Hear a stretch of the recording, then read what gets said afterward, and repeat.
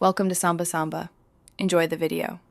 You start by ensuring the Nest has a reliable power source.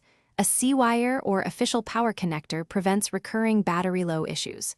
Once done, shut off the HVAC breaker to avoid shorts, then remove the old thermostat and note each wire label.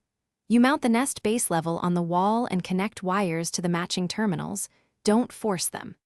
After wiring, snap the display onto the base and restore power so the unit can boot and begin its initial diagnostic sequence. You'll proceed through on-screen prompts to select language and connect the Nest to your Wi-Fi. Reliable signal is crucial for remote control. Next, tell the thermostat your HVAC equipment type and number of stages. This configures control logic and prevents short cycling. Make sure you run the Nest's built-in equipment test for heat, cool, fan, and aux heat so you can verify wiring and responses. Meanwhile, install and sign into the Google Home/Nest app on your phone so the device can register to your account and receive updates. You now program comfort settings.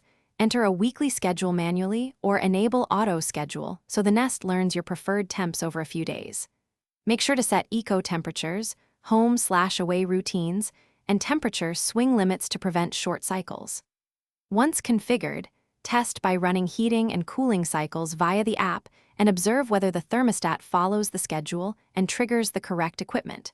If the system doesn't respond, check wiring and C-wire voltage. If issues persist, reboot the Nest and rerun the equipment test. Thanks for watching. Consider subscribing if we helped you.